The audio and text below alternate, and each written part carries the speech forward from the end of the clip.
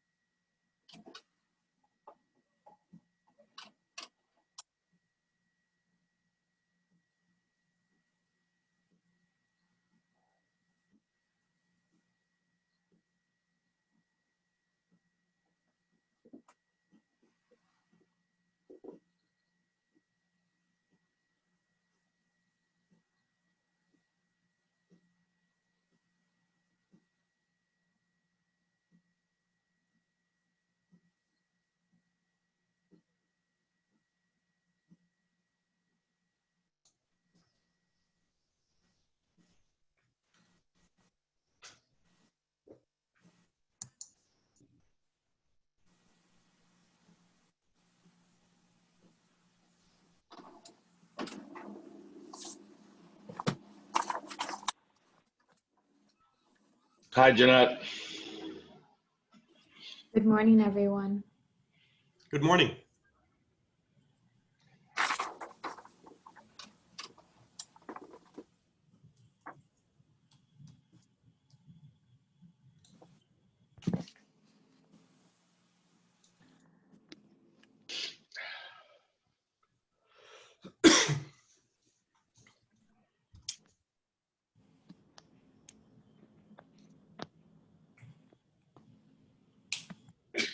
Plus, it's a reminder of all the children who now have hope because of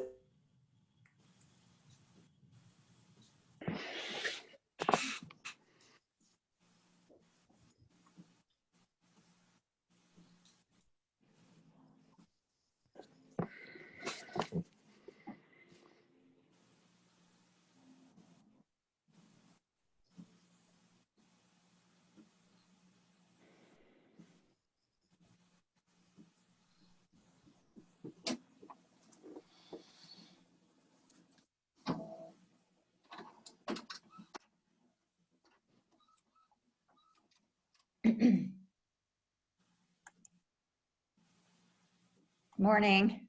Good morning. Morning.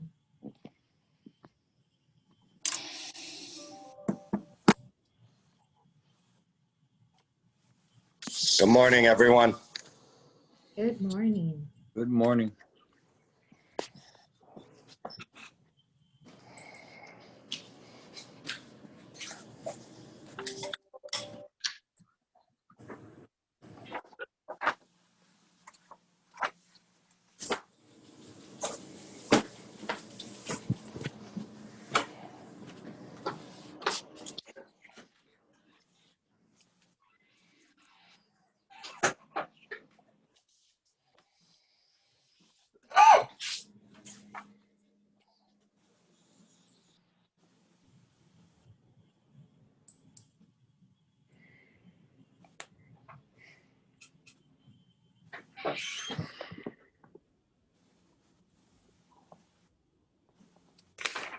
Just waiting on the chair to come on.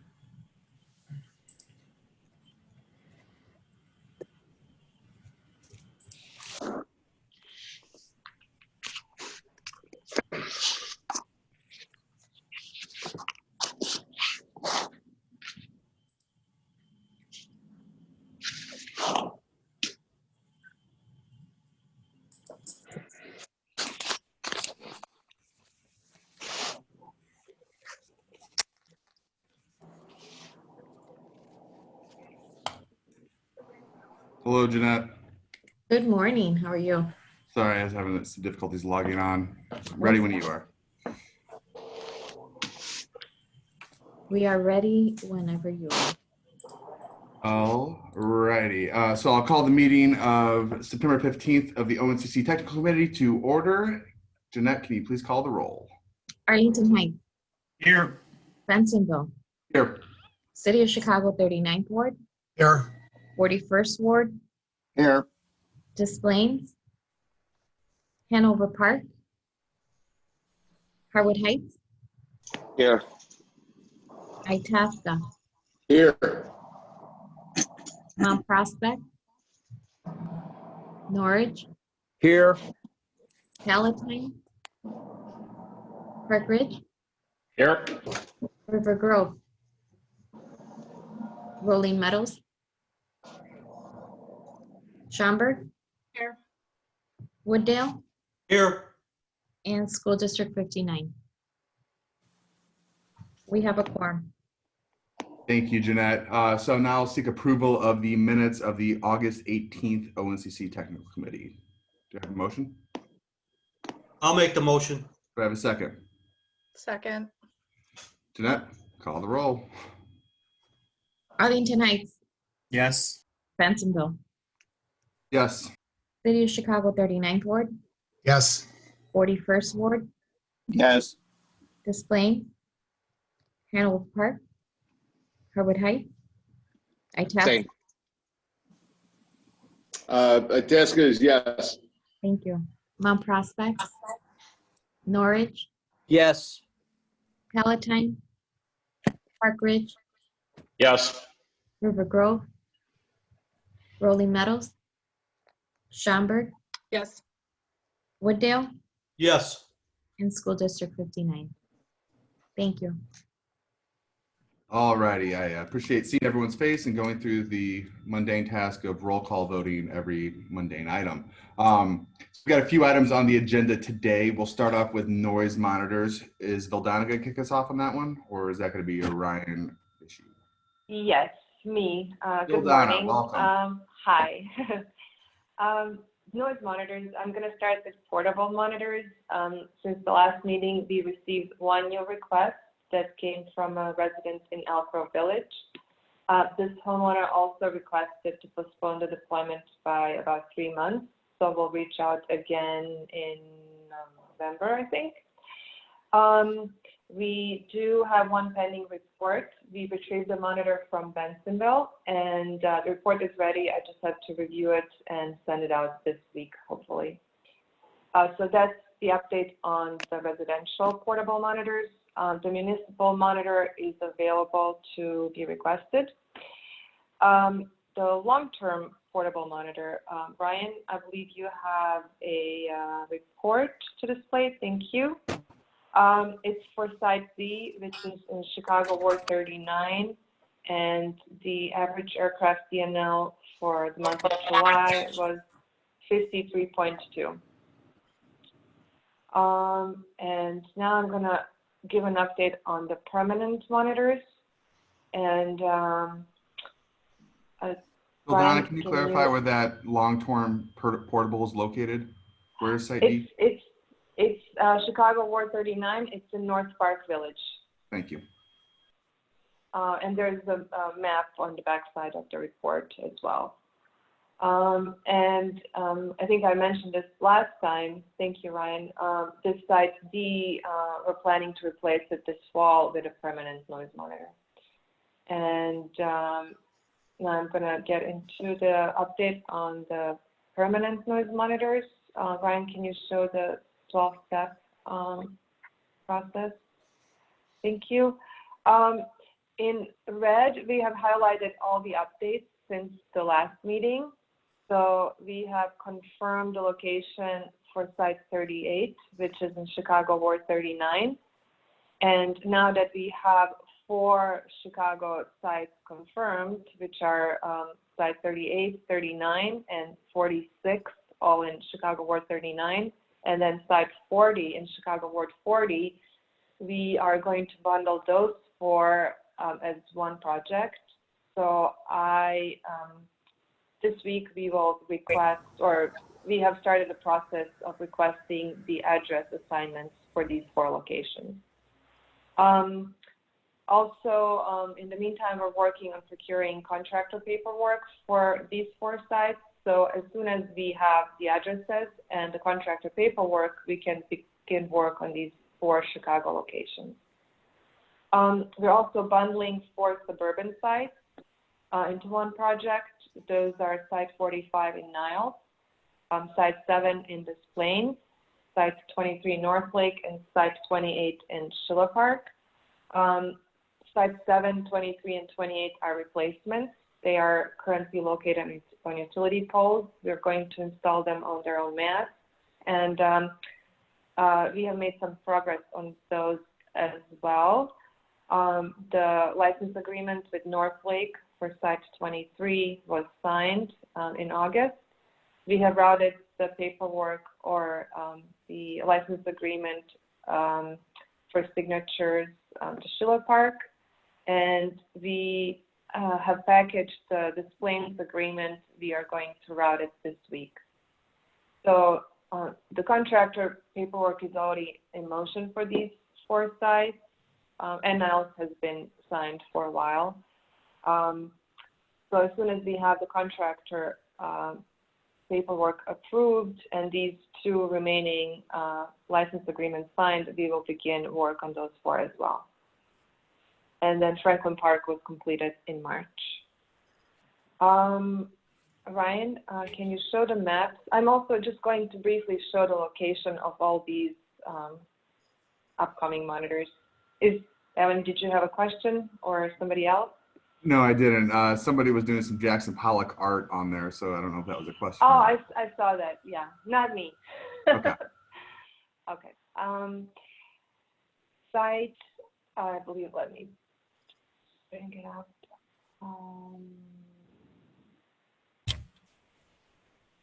Site 38. I'm sorry, I just have trouble with my screen. Okay. Can everybody see Site 38 yes. on the screen? Yes. Yeah, we Sorry? can. Looks good. Is it possible to zoom the picture out a little bit to enlarge it?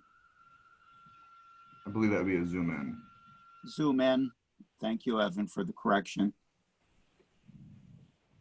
Frank, is that better? Yes, much better. Thank you. Thank you, Ryan. So Site 38 is going to be located in Chicago Ward 39, and it's going to be on Lowell Avenue, just south of Rogers Avenue. Site 39, Ryan, can you switch the slide, please? Is also located in Chicago Ward 39, and it's going to be located, yes. Can you zoom in on all presentations that you do? Thank you. Wilson, Site 39 will be located on Wilson Avenue, just east of Casson Avenue. Site 40, please. Site 40 is going to be located in Chicago Ward 40. It's going to be located on Ardmore Avenue, just west of Fairfield Avenue. Site 46, please, or 45, sorry. 45 is in Niles. It's going to be on Keeney Street, just east of Washington Street. Site 46 is going to go in Ward 30, Chicago Ward 39. That's the replacement for the current long-term portable Site D in North Park Village. It's going to be placed at the eastern end of the North Park Village, just south of Building K. And the current portable monitor is located on the roof of Building K. So we're just moving it to the ground. Thank you, Ryan, adjacent to the building. And now to the 3 replacements. Site 7 in Des Plaines is just moving around the corner to Forest Avenue, just west of Earl Avenue. And then we have Site 23 in North Lake, which is, that's Thank you. This is the Franklin Park site. That's the one we already completed. That was commissioned in March. It's at the intersection of Seymour Avenue and Fleetwood Drive. Thanks, Ryan. Site 23 is in North Lake on King Arthur Court. It used to be located at the northern edge of this condominium complex, and now it's going on the western edge. And the final replacement will be in Schiller Park, which is site 28. It's going to be located on Harold Avenue, just south of Lynn Avenue. I know these maps are probably overwhelming. There's just sheer number of them, but it may be helpful to see where they're going. And that's all on noise monitors, unless you have any questions. Thank you, Vildana. Are these maps going to be posted online? No. If a member would like to have a closer look at them, can we request them from CDA? Sure. Thank you. Does anyone have any questions for Vildana? Yes, Frank from 41. Is the permanent monitor in the 41st ward going to remain where it is? I believe it's 42. Yes, that one is going to remain where it is. We are planning to install 2 additional monitors in Ward 41, but we still have to meet with the alderman to confirm the location. Is the alderman aware of that you're waiting for him? Yes, Okay, we have reached out a couple of times. Yeah. Okay, thank you. Is it possible to overlay these new monitor sites over the previous slide you had that showed the potential new noise contours? Yes. Yes. Is it done, or it's possible to do it? We can do that, Frank. Normally, we add the new location when the installation is complete.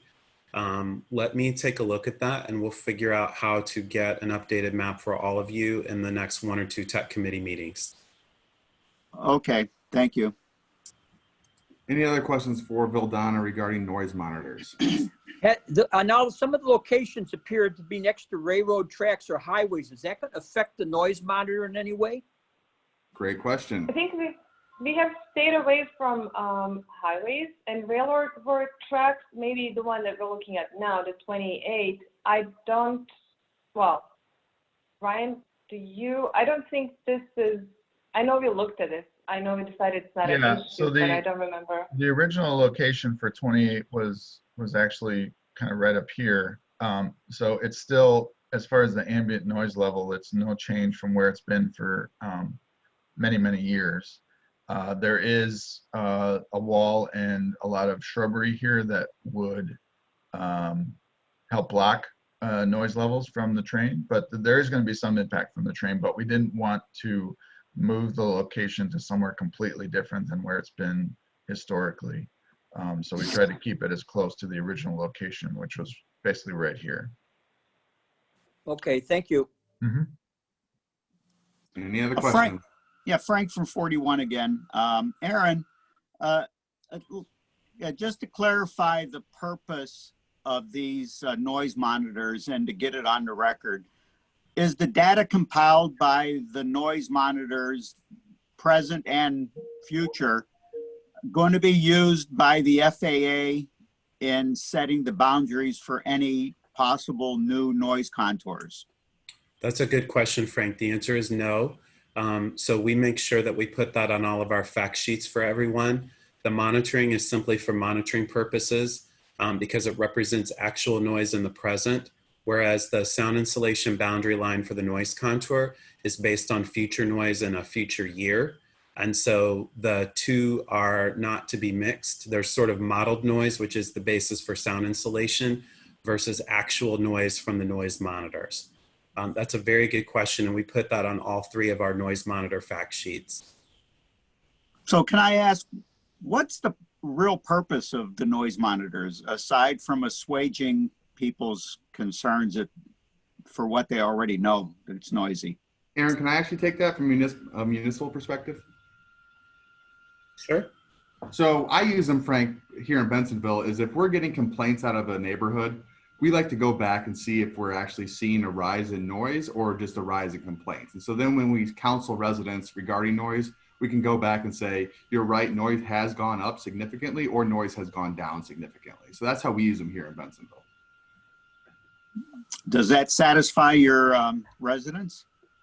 Depends what your definition of satisfaction is. I think it gives some quantitative analysis to a qualitative field.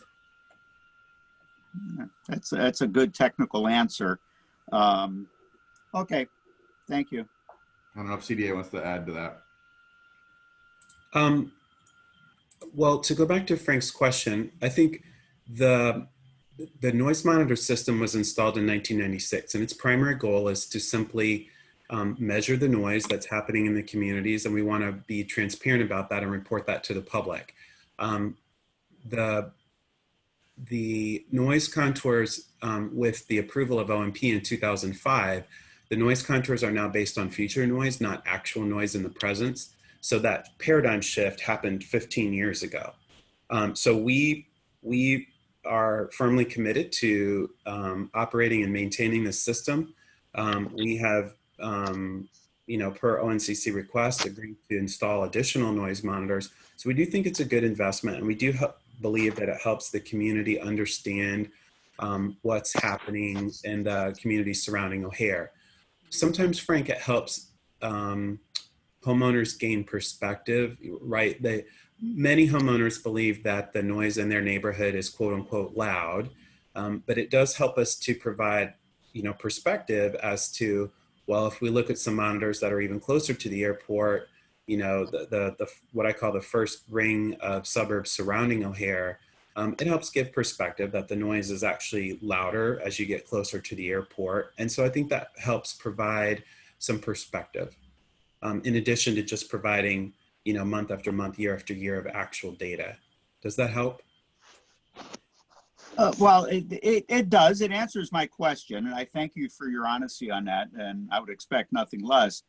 But to me, it seems like people believe their ears, and when they ask for monitors, I know from my experience with talking to people, many people, they think that if they can document the level of sound, then they might qualify for sound insulation. And I think it just lets them down when they know that, you can have a monitor on your rooftop and it can show that it's very, very loud for spikes of time, short intervals, which it is, that it has nothing to do with the FAA actually granting anything as far as mitigation of the noise. That's all. Right. And I think we have to be careful. Certainly a citizen is always encouraged to review the data, but I think we want to manage their expectations in that theoretically, if a homeowner is monitoring noise and they're inside the contour, it should be a higher level of noise, and it should be somewhat consistent with what's going on with the modeled noise value. Although it could be that we're in an interim condition and the noise impacts are not there yet because that's based on a build out condition. There are other situations where somebody might be actually experiencing noise relief. And for example, when we have a new runway come online, the noise levels are actually going to go up as forecasted. And so it's always important to make sure that the homeowner knows what's happening in the present is not necessarily indicative of what's upcoming. But I would agree with you. I have been to a number of public meetings where citizens will hold up their noise monitoring readings, and it is very tough to explain to them that while they have all this actual data, that's actually not, from a policy perspective, that's not the basis for sound insulation. And that is, everyone in our office, we have to be a little sensitive to that fact because the homeowner often is disappointed when they realize that. You're right. When do you expect the FAA to come out with a contour reflecting 27C, 9C? There are two contours that exist today. The one for the new runway opening in November was approved in November of 2015. So that was part of the written reevaluation of the EIS. So that's online and we can show you where that exists. Now remember, that's an interim condition and that's not to be used for sound insulation. And that represents the time from when 9 Center comes online in 2020. That's not the same as build out when the 9 Right extension is done in 2021. So all sound insulation continues to rely on the build out noise contour, but there is an interim contour that was prepared 5 years ago, and that is available on the internet. Okay, because, well, this is for a different meeting, but the brochure you gave us, very nice resource, by the way, for identifying people right at the cusp of where the noise contour is. You know, we've got some explaining to do when somebody says, well, I'm right across the street from it and I don't get any help. So, but what you just said does help, that this is an interim. There is no final noise contour reflecting 9 Center, 27 Center to this date, right? Well, there is. So let's be careful with that messaging. So the interim is for a snapshot in time, which will be the period from the end of 2020 to the end of 2021. But again, because that's not the final condition, that's not what we use for build out, for sound insulation. So the build out contour does include all of the new runways, including 9 Center, 27 Center, and also the extension of 10 Left and the extension of 9 Right. All of the new runways and all of the runway extensions are what was factored into that airfield configuration that was used for noise modeling for the build out. So the build out noise contour does contemplate the shift of air traffic onto 9 Center. And so the build out contour is the one we use because it represents the final condition. Okay, thank you. Any other questions regarding noise monitors? Seeing none, we'll move along to the Fly Quiet program, and I believe Ryan will be tackling this one for us. Good morning, everyone. As this committee is well aware, the ground run-up enclosure needed to be relocated to a new location to accommodate the construction of runway 9 Center, 27 Center. The original location was on the scenic hold pad, roughly in the northwest section of the airport. The enclosure had to be moved a little bit to the northeast to accommodate the new runway and associated taxiways. And so with that, we have a rebuilt ground run-up enclosure, and we have a lot of material that we need to update or had to update to reflect the new location. So the first item I'm going to go through with you is the ground run-up procedures manual. This manual is disseminated to all users of the GRE, the airlines, as well as CDA operations and facilities, as well as you, the Noise Commission, which is, really this ground run-up enclosure was built for. And so I'm not going to go through the entire document line by line, but I just want to highlight a few sections. But the document in its entirety really outlines how the GRE should be used and how run-up should be conducted on the airport. Again, for those that are unfamiliar, a aircraft, when it undergoes maintenance on the engines, it's required that the engines, the maintenance personnel perform full power run-ups on the engines to make sure everything's working properly before it is put back into the fleet for service. And those run-ups, when they're run at full power, they tend to run for some time.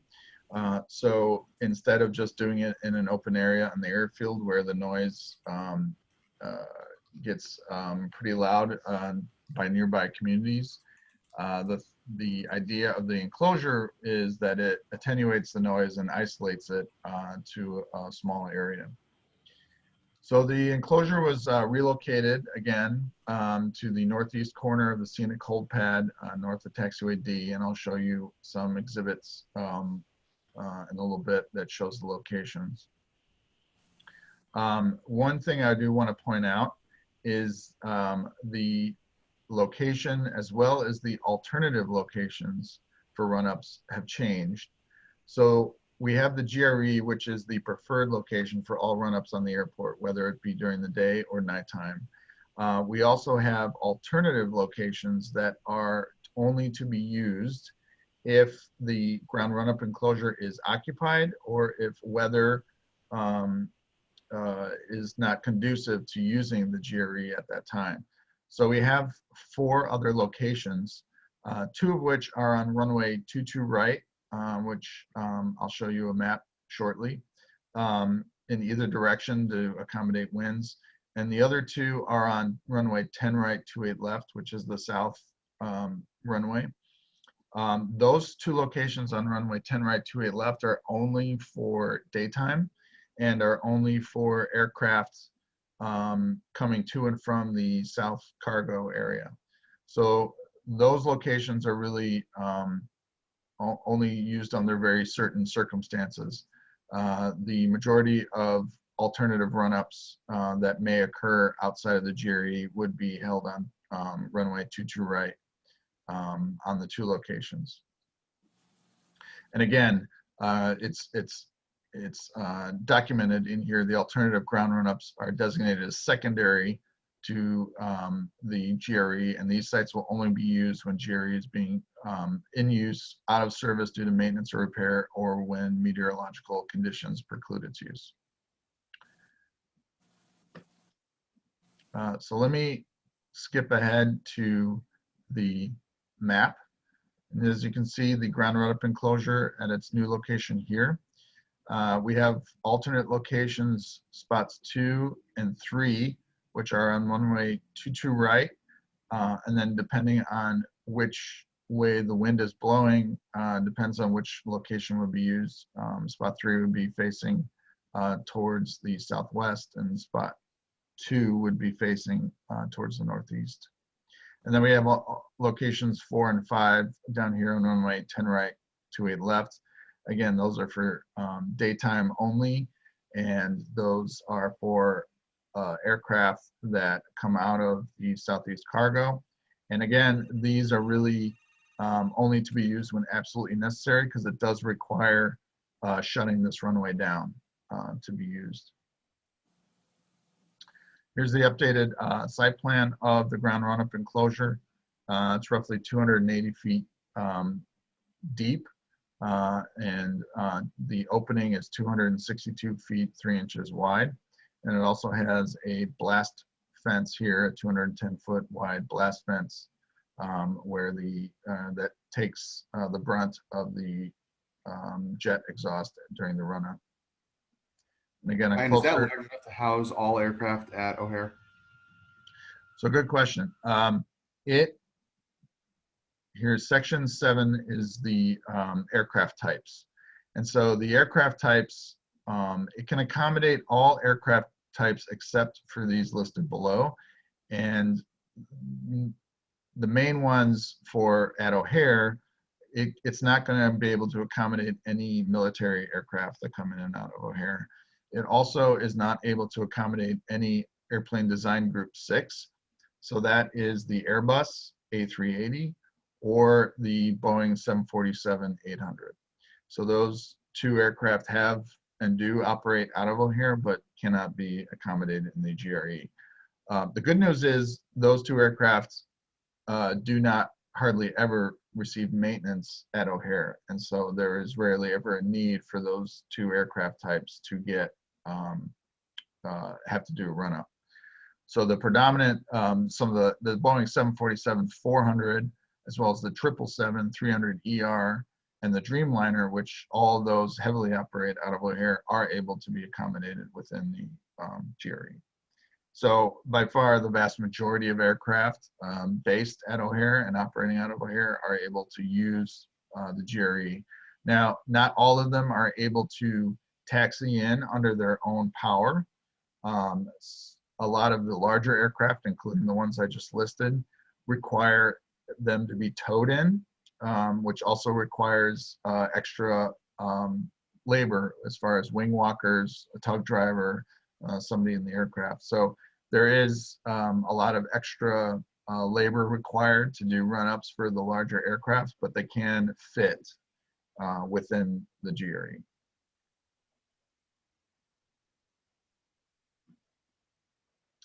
The windrows, again, since the orientation of the GRE has not changed, there has been no change in the wind related usage for it. The orientation remains the same. And then this is just a damage report form for operations or airlines. So are there any questions regarding the manual itself?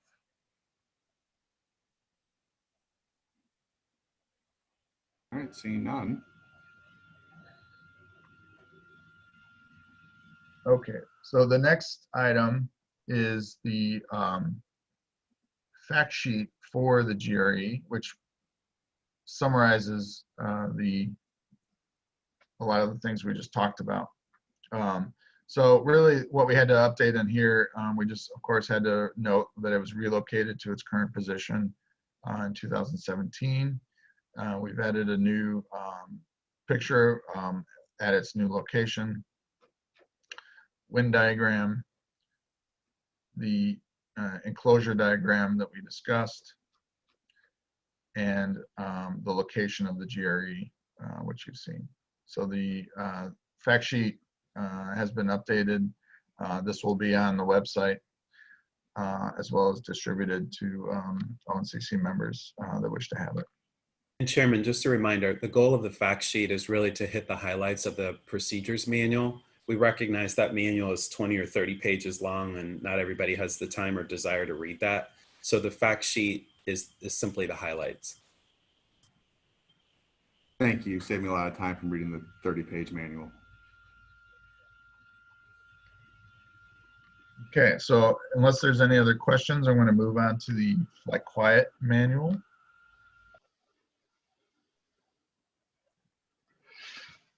Hey, Mr. Chair, I have a question. Yes, Ernie. Thank you. Ryan, just to clarify, the wide bodies that we've talked about, they have to be tugged in, correct? Which means they're being pushed back. They're not being turned around inside the closure? It depends on the aircraft. Some can be turned around within, but most, yes, they would have to be backed in. All right, thank you. Any other questions on GREs before we move to the Flight Quiet manual? Ryan, the floor is yours. Okay, let me open up the new improved Flight Quiet manual. Again, this is the Flight Quiet manual for the Flight Quiet program as it is today. As this committee is well aware, the program as it is today is something that was developed many, many years ago prior to the conception of the O'Hare Modernization Program. So it has been modified over time. However, the Flight Quiet Committee is well underway in developing a new program to accommodate the current and future conditions that we have on the airfield. But with the movement of the GRE and some other major changes at the airport, we had to update the current Flight Quiet manual. The manual consists of several sections: preferential runways, arrival and departure procedures, ground run-up locations, the airport layout diagram, land use map, and outreach. The preferential runways, nothing has changed here since our last update. We did update the logo, but other than that, there's been no substantial changes to the material. Departure procedures, these lay out the departure vector headings. Those that participate in the Flight Quiet Committee meeting should be well versed in what these are. These are the existing vector headings that we have for our preferential nighttime departure runways. For instance, the 290-degree heading off of runway 28 right is something we talk about quite a bit. But we do have other headings for other runways, as you can see, most of which are runway heading, and then the 22 left, 180-degree heading to the south. This page was really cleaned up to reflect current airfield conditions with the map. No changes to this page, which describes arrival and departure profiles. The ground run-up procedures, no major changes to the verbiage. except for the picture and the logo. The major change was on the second page, which shows the alternative locations of spots 2 and 3, 4 and 5, and the new location of the ground run-up enclosure on the scenic hold pad. And then we had substantial changes to the airport layout diagram. We've, of course, continued to have major airfield construction projects, which have new pavement associated with that. And so this is the latest and greatest as of the most recent published charting cycle, which was last Thursday. And so as you can see, we have 9 Center, 27 Center fully built here. We'll be ready to update this map in November once that runway opens. But we had substantial taxiway changes and pavement changes here on the North Airfield, as well as a lot of changes here close in to the terminal on the along taxiway November, Lima, and Kilo here. So this is this can be a useful guide to committee members just to get a better layout of the airfield and associated taxiways and the naming of all of them. As you can see, there's a lot of pavement on the airfield and all of it has a name. And so we try to keep this up to date as much as possible.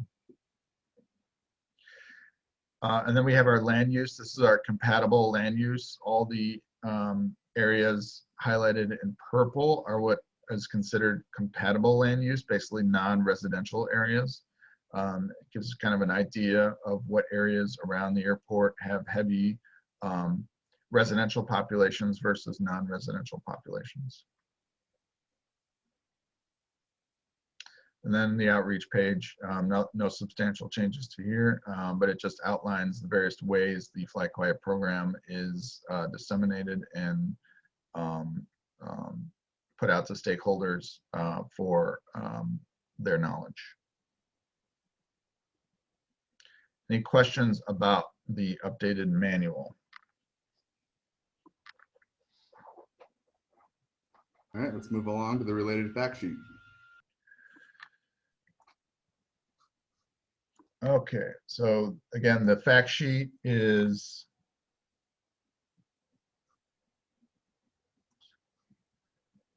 a summary, similar to the GRE fact sheet, a summary of the Fly Quiet program.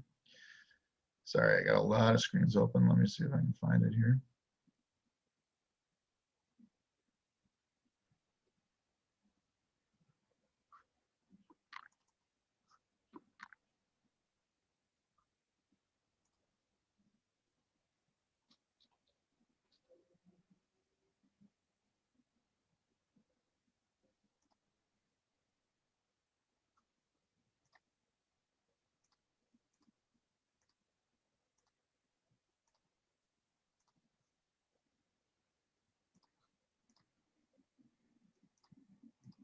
Okay, sorry about that. So this is the Fly Quiet program fact sheet, which summarizes the history, background and history of the program. One of the major changes we've made here is we have included some history regarding the 3 tests, the rotation tests that were conducted in 2016 and 2017, leading up to the interim Flight Quiet runway rotation program that started in 2019 that we are in right now. So we've added some history and background there to include that. We've also updated some language in regards to the ground run-up enclosure, as we discussed, and the associated logos. But those are the major changes. Again, was including the 3 tests that were conducted in 2016 and 2017 for the rotation program, as well as the interim Flight Quiet rotation program. And all these fact sheets will be available on the CDA's website. And we have a number of fact sheets that have a lot of useful information even going back to Frank's discussion about noise monitors, we have several fact sheets on noise monitors that outlines the history and purpose of the noise monitors as well as the noise monitoring system that I think are very helpful for that discussion, as well as communicating with your constituents. It's something that's designed to be like a brochure you can hand out to constituents who have questions about these topics. Any questions about the Fly Quiet fact sheet? Seeing none.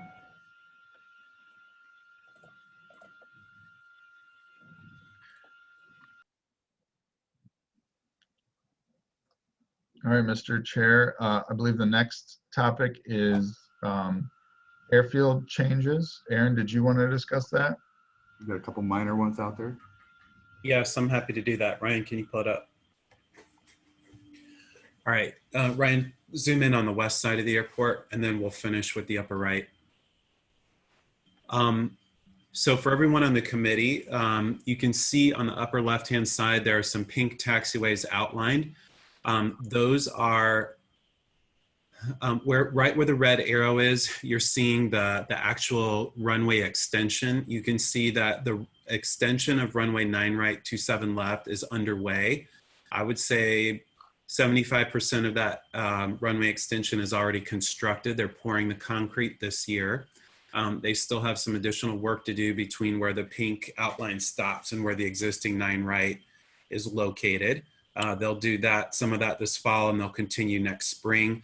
That runway 9 right, 27 left will be out of service from approximately February through November, December of next year until the runway extension is commissioned. You can also see in that vicinity the taxiway network is moving along farther. Down below that, sort of in the center left of your screen, there are some taxiways that are reopened or extended. So we just want to show you that. The airfield is always changing. Ryan, what's up with the red lines? I'm not doing, I think one of somebody's drawing. So maybe if people can keep their hands off their screen to help with. Okay. So on the left-hand side, taxiway Tango 8 is reopened. That's been there, it's just been closed. And then they are extending Kilo 3 and Alpha 9. Again, that's trying to get aircraft from the west airfield into the terminal core. So that's kind of it for the west airfield. Ryan, scroll up so that we can see what's going on with the blue runway 4 left, 22 right. So we wanted to let all of you know an operational change took effect last Thursday, September 11th, when these changes were memorialized on the pilot charting cycle. So what happened is the FAA took a practice that had been long in place and it's now become official. So specifically, the first note at the top, all departures from runway 22 right are canceled, and 22 right is an arrival runway only. That means that they are only going to be arriving from the northeast. They are not going to take off to the southwest over the airfield. We have not done that for years. And the decision was made that we're not going to do that in order to enhance safety protocols. And so that procedure, 22 right departures, was taken off of the pilot chart, and 22 right is exclusively an arrival runway. In that regard, this is what's called a unit directional runway, meaning only one way for operations on runway 22 right. Conversely, the opposite direction is also true. All approaches to runway 4 left are canceled, meaning they're not going to come from the southwest, land over the airfield, and land on 4 left. Instead, they're only going to take off at the threshold of 4 left, right there where Ryan has his cursor, his mouse. And then 4 left is a departure only runway, which means they're going to use that runway, take off over Allstate Arena, as all of you are accustomed. So just know that those changes, while they were put in practice for many years, they were not memorialized until last Thursday. And so we have reflected that on this changing airfield. Now, just to segue, everything that we've been doing in the Fly Quiet Committee with respect to air traffic configurations already relies on this. These changes will not affect what we're doing in Fly Quiet Committee, because again, we were designing alternatives for your consideration with the current practices in mind. So materially, this is not a substantive change. This is simply memorializing a practice that was in place for a long time. And Chairman, that's it on airfield changes unless there are additional questions. Thank you, Aaron. Yeah, I guess my surprise on this was that it wasn't already codified because we haven't been using the runways like that in a very, very long time. So does anyone have any questions for Aaron? Mr. Chair, I have a question. Yes, Ernie. Thank you. Aaron, it would seem that given the discussion of 9 right, 27 left being considered as the long alternate runway, this solidifies that, does it not? Yes, it will be. So two things, both 9 center and 9 right, once extended, will be over 11,000 feet in runway length. Those will essentially, so 10 left, 28 right will continue to be the longest runway at O'Hare. 9 center and 9 right extended will be the second and third longest runways, which will put 10 center as the fourth longest runway at about 10,801 feet. So yes, this is sort of what the CDA has been planning for these past 15 years, and this should give us additional flexibility with respect to Fly Quiet. And so what you've done is you've taken the potential of a runway incursion out of play. No, not necessarily. Those are not necessarily related. So we have to separate what's happening in the sky versus what's happening on the ground. So remember that the FAA still has a concern with aircraft that might be taxiing on the ground and compared to aircraft that may be arriving and a missed approach. So there's still that potential. But nevertheless, assuming there are no no aircraft taxiing, the longer runway does give us more options. And one final question. The apron that's currently being constructed on the western end of 27 left, is that the same width as the rest of the runway? Yes. Runway 9 right, 27 left is a Group 5 runway. The typical width is 150 feet. So where Ryan is highlighting with his mouse, that width of the new pavement matches the existing pavement. Thank you very much. Any other questions on the airfield changes? All right, kind of piggybacking on that, but a lot more exciting is the new runway 9 center, 27 center opens November 5th.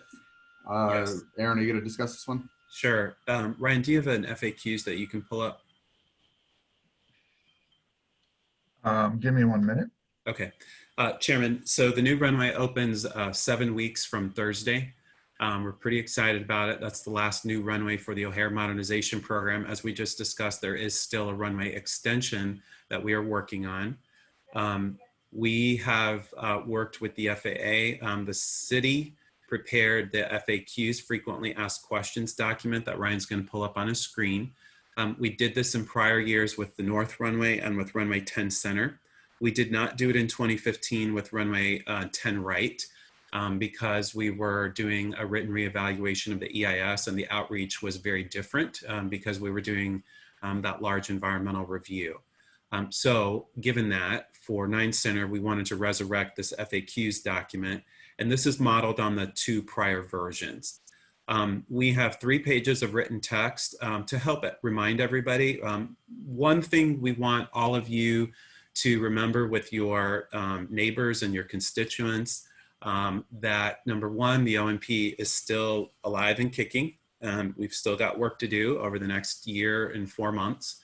Number 2, we want to make sure that everybody's aware that we're opening a new runway, which is 9 center, 27 center on the North Airfield. And number 3, we want to help you understand what kind of noise impacts we're talking about. So Ryan, scroll down to page 3 for me. We have different categories of questions. We have 15 questions and answers. Again, these are frequently asked questions. These are certainly not all of the questions. So if you do have other questions, please let Jeanette or me know, and we will work toward getting you answers.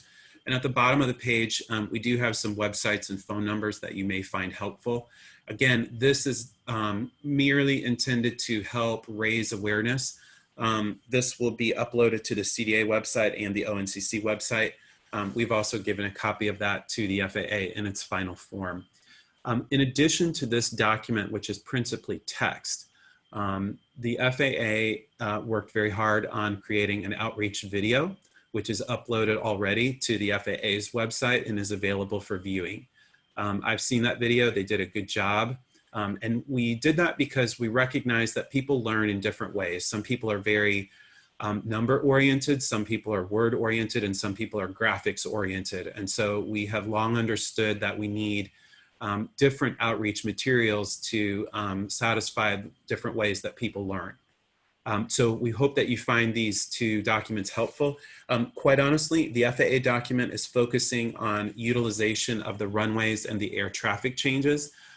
This document that the city prepared does not concentrate on that. We're concentrating on everything else. What is the OMP? What about noise? What about the particulars of the runway? So we're focusing on the things traditionally that we, the city, manage. And we are deferring to the FAA, and their video covers the changes in utilization and airspace. In addition to that, if any of you are interested, we can prepare individual maps of your communities, if that's helpful, to illustrate where the runway is in relation to the community. So just please send that request to Jeanette, and she will help us get that in the queue for our workload. Again, the runway opens 7 weeks from Thursday. That is Thursday, November 5th. That coincides with the 56-day pilot charting cycle. The graphic we just looked at were the changes for the airfield as of September 11th. That next charting cycle does happen on November 5th, and the runway opening is scheduled to coincide with that date. Chairman, are there any questions? Turn to the committee rather.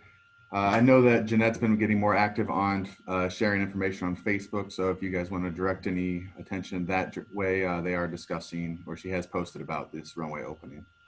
And Chairman, I do want to offer, if any of you wants a deeper briefing on these materials, please do not hesitate to ask. We all view you on the committee as we want to train the trainer. In other words, we know that you get more questions than we are aware of.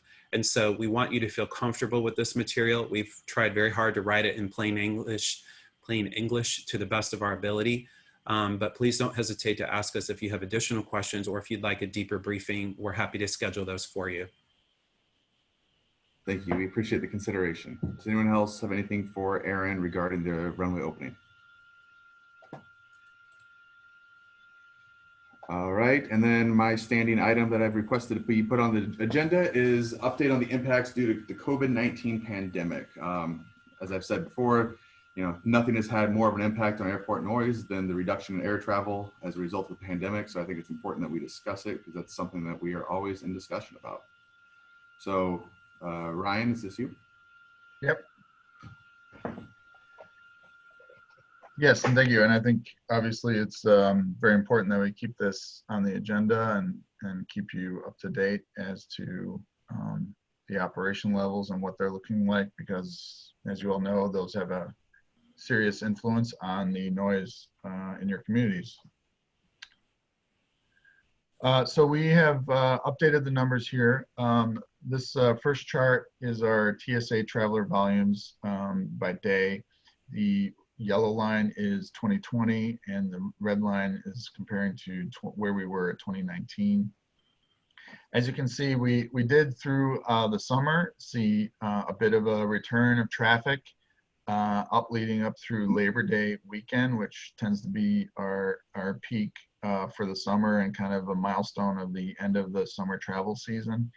And as you can see, compared to 2019, we're still over 40% below of where we were at last year as far as passenger demand. So still pretty far off from where we were a year ago as far as number of passengers traveling through the airports. The operation levels, we have up through August. We do not have the September numbers ready for you, obviously, because we're still in September. But 48% reduction compared to 2019 last year for O'Hare. So again, we have seen a increase in demand over the summer months, mainly driven by the leisure traveler, not the business traveler. But those that are kind of visiting friends and family or going on little vacations, those have been kind of the driving force of any traffic that we've seen through the summer months. Here's Midway operations. Again, that summer drive we saw through August, mainly driven by those leisure travelers. Midway is the hub for Southwest Airlines, and the leisure traveler is a main demographic for them. And so they saw a much higher level of return than we did at O'Hare. You can see they got up within 30% of where they were in 2019. But as we come out of summer, we're anticipating those numbers to drop off pretty heavily. Ryan, can you go back to the O'Hare page real quick? I just want to point out a scale issue. So everyone on the committee, notice that where the August data point is, you're just below 1,500 operations per day at O'Hare. Now Ryan, advance to Midway. And then the data point for August is the scale on the left-hand side is different. So recognize that this is 500 operations per day at Midway. So even though Midway is recovering faster, it's relative, and Midway is only doing a third of as much aircraft operations as O'Hare. Yes, good point, Aaron. Thank you. This chart provides an overview of airline scheduled flights. I've shown this in the past, and we've had quite a bit of change now that we're coming out of summer. When I've showed this in the past, a lot of the low-cost carriers, Spirit, Southwest, Frontier, Alaska, had a much less schedule impact than the legacy carriers, United, American, and Delta. But as you can see, as we're looking, this was just actually updated yesterday with their schedules through October. And you can see these are reduction in schedules as compared to last year. And still United, American, 50% below of where we were at last year as far as scheduled flights. Southwest has subsequently modified their schedule heavily. They were projecting, anticipating optimistically a return to 2019 levels by the end of this year, but they have not seen the demand return that like they thought they would, and they have made a drastic change to their schedule, and they're now well below scheduled operations that they were last year. So we're continuing to see much lower level of scheduled flights than 2019. And again, the summer travel season did have a return of demand, but nowhere near levels that we saw pre-pandemic. And as expected, as we get into the fall and winter months, we're going to see that demand drop off again, and the operations be significantly lower than where we were a year ago. These charts show the dedicated passenger flights versus dedicated cargo flights. We have this updated through July. As you can see, again, those dedicated passenger flights for the summer traveler did increase at O'Hare, and we did see a bit of a drop off in dedicated cargo. But again, these are, again, to Aaron's point, the scale here, we're talking, 1,200 flights per day as opposed to 90. But just to show you that we did, through the early part of the pandemic, see a heavy increase in cargo demand and a steady drop off in passenger demand at O'Hare. And the cargo demand, again, was mainly driven by O'Hare's geographic location, as well as its connection to rail and roadway, trying to get these important equipment and life-saving medications out as quickly as possible. O'Hare did become a hub for a lot of the cargo that was needed in the early days of the pandemic. And we also, again, as I discussed at the full commission meeting, we are seeing heavy aircraft retirements. A lot of the major carriers are either parking long-term or retiring out completely out of their fleet. Some of their older or more expensive to operate aircraft, including the Boeing 757 and 767s. And we anticipate this trend to continue with aircraft being retired out as the airlines try to be as lean as possible to weather the storm of this pandemic. Ryan, go back, spend some time on that graphic in the bottom right. Talk about the scenic hold pad, the GRE, and the orchard pad, and what the committee members are seeing in that photo. Sure. So this is a image, I guess, looking to the southwest. Here's the ground run-up. No, this is looking to the northwest. Okay, looking to the northwest. I'm sorry, yes, you're correct, looking to the northwest. As you can see, the ground run-up enclosure here on the scenic hold pad, as well as we have a number of American Airlines aircraft parked. We had a limited amount of space on the airport as to where, you know, American and United are the major hub carriers at O'Hare. They have a lot of based aircraft at O'Hare. And we had, although O'Hare has a lot of pavement, that pavement is needed for aircraft movement. So there's only so many places where you can leave an aircraft park. The scenic hold pad was one of them. There's also, this used to be runway 14 left, 32 right.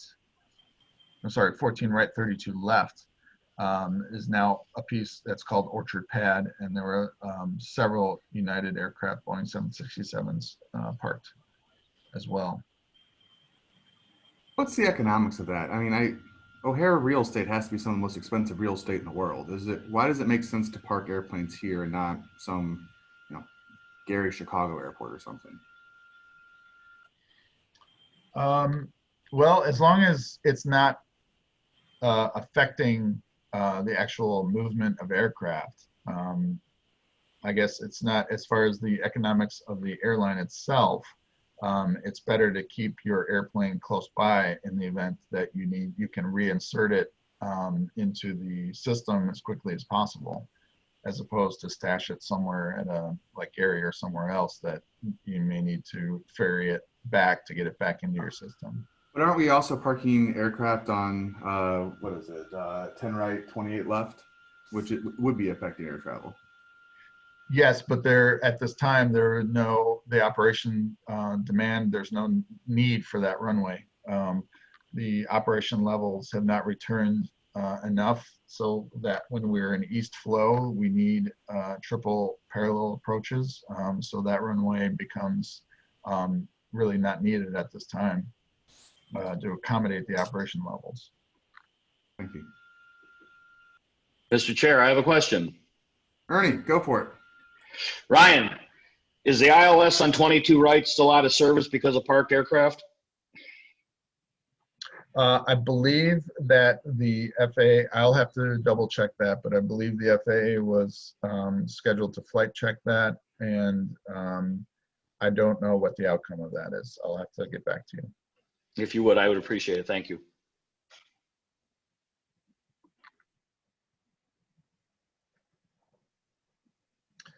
Okay, and again, the system shock and recoveries, no real change here than what I've showed before.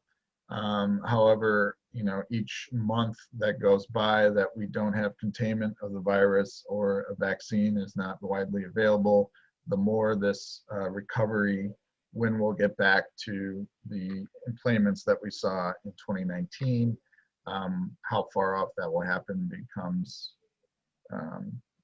put off even further. So we're still looking at several years before we return to a level of operations we saw last year.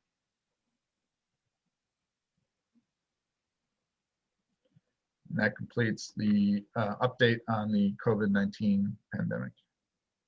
Appreciate the report. I think it's important that we all realize that this is a black swan event, and we are really laying witness to history that will probably be discussed in the aviation industry for the rest of our lives. I mean, this is really just unparalleled.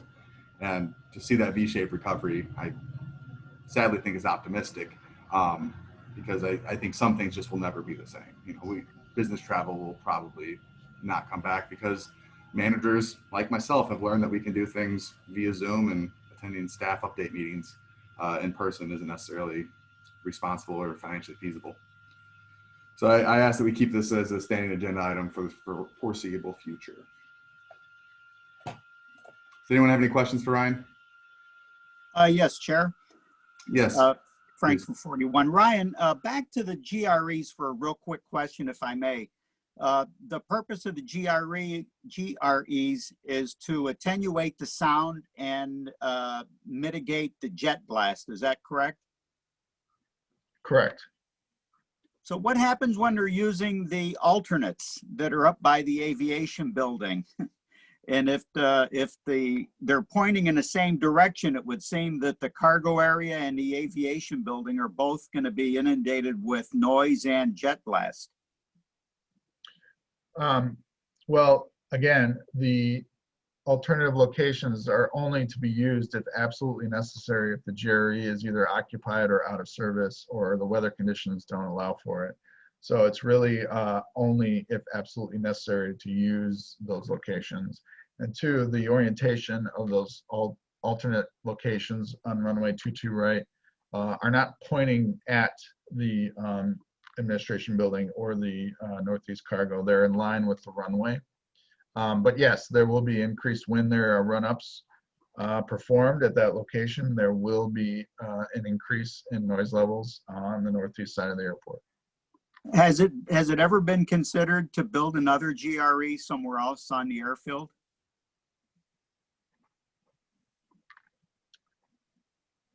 No, Frank, this is Aaron. I would say no. Yeah.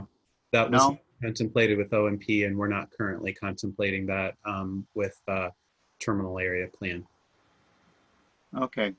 So the planes are aligned on the runway depending on the wind direction, and that's where the noise and the jet blast goes. You know.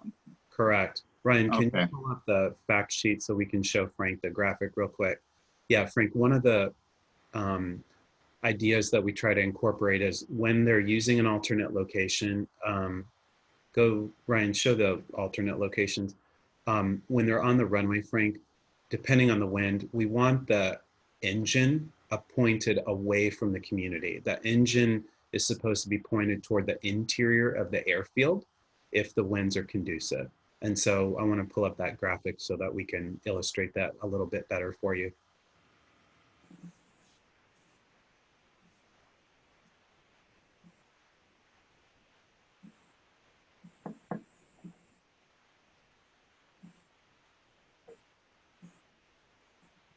Zoom in on that, Ryan. Yeah, go ahead and explain where the nose is pointed and where the engine is pointed. So the nose is basically, if you were to picture two airplanes here, they'd be pointing at each other. So the nose would be pointing in this direction, and the blast would be behind it, and vice versa. That's if winds are from the northeast. Correct.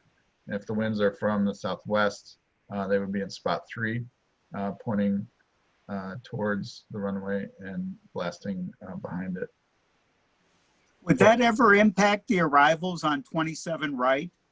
Or do they, I'm sure they figure that in when they set those planes out there, right?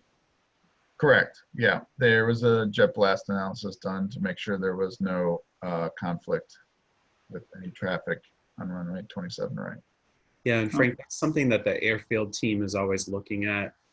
While a run-up is occurring, they may, ask or coordinate with the FAA to, manage what's coming in on arrivals. They're very, the airfield team is very, very safety oriented. And so they would be thinking about that if they are honoring a request for a run-up at that time. Sure. Now this is for me personally a little bit. I just want to, it's interesting what they do behind the scenes that we're not aware of. That's all. So it's just an interesting point that up till now I was unaware of it, and now it all makes sense. Thank you. And Frank, I think it's important to point out in our Fly Quiet reports, we track usage of the ground run-up enclosure. In the last quarter, we saw well over 90% of use of the GRE. So it's still a small percentage, only a small percentage that we use the alternative locations. How many hours does that run-up cover usually? Ryan, would you say it's a half hour or an hour? How many? I don't understand the question. How long does a run-up take? Right. Is it an all-day thing, or is it No, no. Aaron just said, a half hour to an hour? I think on average it's around from start to finish, maybe an hour, but it depends on the aircraft, the level of maintenance that was done, and what's required for the run-up. Okay, interesting. Thank you.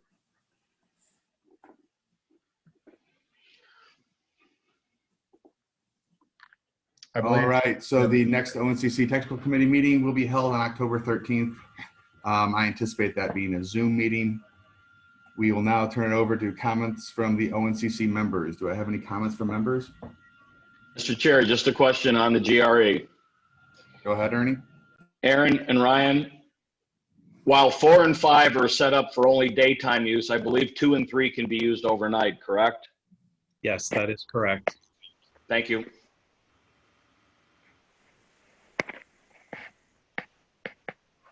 Any other questions from members? This is Dennis. Hey, Dennis. I'd like to apologize for being a little late. We had a family emergency at the last minute here and had to take care of it. And I'm back with. Okay, thank you. Well, we're glad you're with us. Thank you. Yep. Any other comments from members? We'll now entertain comments from the public. Do we have any comments from the public? Yes, Dan Dwyer. Mr. Dwyer, welcome. Yes. 2 questions. First, on the 9C, 27C outreach, is there anything to inform the public on how that runway will be utilized for Fly Quiet post IFQ? No, Dan. This is Aaron. Thank you for the question. The video does not get into that level of detail. I think it talks about the time period between November of 20 when 9 Center opens and the period of December 2021 when 9 Right Extension is supposed to be open. But to my recollection, when I watched the video, I don't believe that it talks about anything beyond the OMP. Our outreach this year is really focused on this interim condition. We will do another campaign of outreach next fall as we get closer to finishing the OMP airfield. Does that help? Okay, I get. I'm sorry. The question then would be when IFQ ends and the FAA returns to what we're calling the original Fly Quiet, it's absent a runway in the North Airfield. The only operational east-west one is 9C, 27C. So whether that one's going to fill the role of the one that's closed or neither, I guess is the Correct. question. So Dan, we did put something in the FAQs about using that after IFQ, but that's not in the FAA video. So let me pull that up while we're talking real quick, and I can tell you which FAQ speaks to that.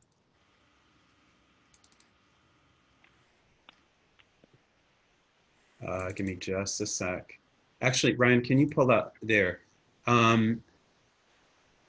Yeah, answer A6. Ryan, can you zoom in on A6? So Dan, we did add a sentence to your, address your question. So Okay. we'll initially use it for dual parallel approaches and later be used for triple. The new runway will also be used when operationally necessary at night during and after completion of the IFQ in January. So that just means, remember that virtually no runway has a 0 for nighttime usage just because we want to make sure we manage everybody's expectations. Occasionally, other runways are closed. They may need to utilize it to some extent during the nighttime. Remember that if the North Airfield is open at 6, daytime, starts at 7. There's always that 1 hour difference. And so just know that, yes, there is a potential that we will use 9 Center between February and December when the 9 Right extension is open. And then again, it may not be designated as a preferential runway for Fly Quiet, but that is something that we will address when we work on Fly Quiet 21. Does Okay, that explains the interim period. That's what I was looking for. So Right. thank you. Mm-hmm. So And to I have one piggyback, other- go ahead, Dan. Go ahead, Evan. If you Okay, want to so- follow up on that. Yeah, so to piggyback on that, as we know, 10C, 28C is not a designated preferential runway. Can we assume that the new runway will be treated in the same manner that 10C, 28C is treated? I would say yes and no. The North and South airfields, while they are intended to be mirror image, they don't have quite the same operational configuration. As you know, we've talked about some taxiway issues with respect to nighttime taxiing on the North Airfield. But both of them are built to the Group 6 standard. That's here in Answer 7, Airplane Design Group 6 runway, which means they're both extra wide and generally longer. I think they are intended to function equivalently, and I think to the extent that we are able to do so, we will strive to do so. But given the rest of the orientation for the airfield, they don't quite have the same functionality, although it's pretty close. I would just like to point out, though, that at least on the west side of the airport, the new runway will have probably better compatible land uses than 10C, 28C does. Correct. So I think from a noise perspective, we would prefer that runway be used more than 10C, 28C. Well, we can certainly work on that and talk about that in Fly Quiet Committee. Great, thank you. And And we will talk about that. Okay. I have one other question on the permanent noise monitors, specifically the four for remaining for the city from 2015. With 7 weeks left till 9C, 27C opening, what is the hope for those 4 to be commissioned prior to that runway opening?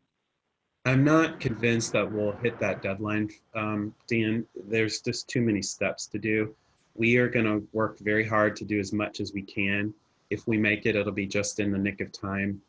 It's more likely that we'll finish it sometime in November or even December, but we will do our very best. Okay, thank you. Mm-hmm. Any other questions from the public? Right, a couple housekeeping items. The next Fly Quiet Committee meeting will be September 22nd via Zoom at 9:30. And the full ONCC will be convening October 2nd via Zoom. Without further ado, I will seek a motion to adjourn. I'll move. So moved. Second. Okay, I got a motion and a second. Jeanette, let's do it again. Arlington Heights, Yes. Bentonville, Yes. City of Chicago 39th Ward, Yes. 41st Ward, Yes. Harwood Heights, Yes. Itasca, Yes. Norwich, Yes. Palatine, Yes. Park Ridge, Yes and yes. River Grove, Yes. Rolling Meadows, Schaumburg, Yes. Wooddale, Yes. and School District 59. Thank you. All right, the meeting is adjourned. Thank you, everyone for your time. Stay safe. Thank you. Stay safe. Have a good day, everybody. Bye-bye. Jeanette,